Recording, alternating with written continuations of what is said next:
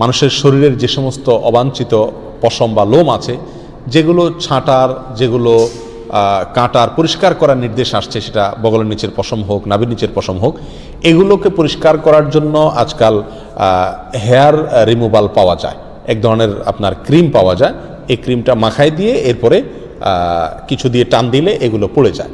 এখন এই hair removal use করে এটাকে পরিষ্কার করা জায়েজ আছে, নাকি এখানে ব্লেড ইউজ করতে হবে, কেঁচি ইত্যাদি ইউজ করতে হবে? উত্তর হলো হেয়ার রিমুভাল ইউজ করা যাবে, কোনো অসুবিধা নাই। আমাকে এই পশমগুলো পরিষ্কার করতে হবে, কিভাবে করব সেটা আমার ব্যাপার। শরীয়ত আমাকে এক্ষেত্রে কোনো পদ্ধতি বলে দেয় না যে তোমাকে ব্লেড ইউজ করতে হবে। অথবা আপনি ব্লেড ইউজ করেন, অথবা মেশিন ইউজ করেন, অথবা হেয়ার রিমুভাল ইউজ করেন, যেভাবে আপনার সম্ভব বা যেভাবে আপনার ইচ্ছা সেভাবে আপনি ইউজ করতে পারেন। যদি আপনার স্বাস্থ্যের জন্য ক্ষতিকর না হয় তাহলে এটা ইউজ করাতে শরীয়তের দিক থেকে কোনো কি নাই, অসুবিধা নাই। বৃদ্ধ বাবা মা অসুস্থতার কারণে বা অতিরিক্ত বৃদ্ধ হওয়ার কারণে নাভির নিচের লোম পরিষ্কার করতে না পারলে করণীয় কি? অন্য কোনো নারী, যদি মা বেঁচে না থাকে, অন্য কোনো বৃদ্ধা নারীকে তার সাথে বিয়ে দেওয়ার কোনো ব্যবস্থা থাকলে জাস্ট সেবার জন্য হলেও সেটা করা যেতে পারে। যদি সেরকম কোনো স্কোপও না থাকে তাহলে ছেলেরা বাবা এই জাতীয় সার্ভিস যেগুলো বাবা করতে পারেন না সেগুলো তারা ছেলেকে দিতে বা বাবাকে দিতে পারবে, যেহেতু তিনি নিরুপায়। আমাদের রুমের অনেক ভাই সম্পূর্ণ বিবস্ত্র হয়ে গোসল করে, গোসল শেষে ওযু না করে নামাজ পড়তে পারবে কিনা, বা বিবস্ত্র হয়ে গোসল করা যাবে কিনা? আপনার রুমের সবাই বিবস্ত্র হয়ে গোসল করে, আপনি জানলেন কিভাবে? এটা আরেক জটিল প্রশ্ন না? যাই হোক, হয়তো অন্যরা শেয়ার করে বা কোনোভাবে টের পেয়েছে, হতে পারে। তো এটা অনুচিত কাজ। মুসলমান এর ভিতরে লজ্জাশীলতা থাকবে।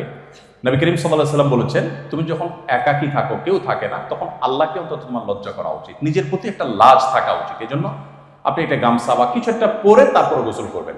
হ্যাঁ, যদি একান্ত বিবস্ত্র হয়ে কেউ গোসল করে, এর কারণে কাবিরা গুনাহ বা বড় গুনাহ, হারাম হবে না, বাট এটা একটা গুনাহ হবে ডেফিনেটলি। গুনাহটা হয়তো খুব সিরিয়াস লেভেলের, বড় গুনাহ হবে না, বাট এটা গুনাহ হবে। এটাকে অ্যাভয়েড করা উচিত। হ্যাঁ, কখনো আপনি এরকম কোনো পরিস্থিতি পড়েছেন যে এরকম কোনো কাপড় নাই, তো এটা জায়েজ তখন হতে পারে, কোনো অসুবিধা নেই ওই সময়ের জন্য। আর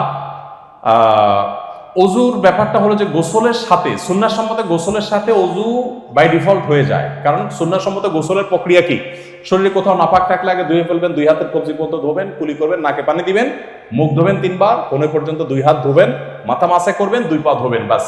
এরপরে গোসল শুরু করবেন। সরি, 2 পা ধোবেন না, পা ধোয়াটা বাকি রেখে বাকি সব কাজ শেষ করে অজুর, এরপর আপনি গোসল করবেন। বের হওয়ার সময় 2 পা ধুয়ে তারপর বের হয়ে চলে যাবেন। তাহলে অজু এবং গোসল একসাথেই হয়ে যাবে। এর মধ্যে যদি আপনার বায়ু বের হয়, পেশাব হয়, তাহলে সেক্ষেত্রে আপনার কি হবে? অজু ভঙ্গ হবে। অজু ভঙ্গ করার মতো কিছু যদি না পাওয়া যায় তাহলে অজু ভঙ্গ হবে না। আমি আল্লাহর পথে চলি এবং 5 ওয়াক্ত নামাজ পড়ি, কিন্তু কিছুদিন পর আবার শয়তানের ধোঁকায় পড়ে যাই, এর থেকে, এই ফিতনা থেকে বাঁচতে পারবো কিভাবে একটু জানতে চাই। দেখুন, শয়তান তো আছে না নাই? সবচেয়ে কম আলোচনা হয় দ্বীনি প্রোগ্রামে, দ্বীনি বলয়গুলোতে যাকে নিয়ে, কোরআনে তার আলোচনা সবচেয়ে বেশি হয়েছে, সে হলো শয়তান। আল্লাহ সুবহানাহু ওয়া তাআলা কোরআনে বারবার আমাদেরকে বলেছেন যে তোমাদের জন্য শয়তানকে শত্রু হিসাবে সৃষ্টি করা হয়েছে। আল্লাহ সুবহানাহু ওয়া তাআলা বলেছেন যে ওয়াজআলনা লিকুল্লি নাবিয়্যিন আদুওয়া, সব নবীর জন্য আমি শয়তান সৃষ্টি করে দিয়েছি। আল্লাহ তাআলা বলেছেন, মানে আল্লাহ তাআলা নিজেই রেডি করে দিয়েছেন যাতে করে ঈমানটাকে তিনি মজবুত করতে পারেন, সুদৃঢ় করতে পারেন। তিনি একেবারে আপনার মসৃণ কোনো পথে চলবেন, ঈমান সেভাবে চলার জিনিস না। শয়তান আল্লাহ তাআলা দিয়ে রেখেছেন, অতএব শয়তান সম্পর্কে আমাদের জানতে হবে।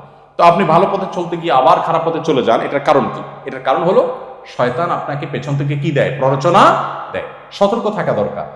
শয়তান সম্পর্কে আমাদের ধারণা ক্লিয়ার না, এই জন্য আমরা নিজেরাও বাঁচতে পারি না, অন্যকেও বাঁচতে পারি না। কোরআনে কারিমে আল্লাহ তাআলা বিভিন্ন জায়গায় শয়তানের পরিচয় উল্লেখ করতে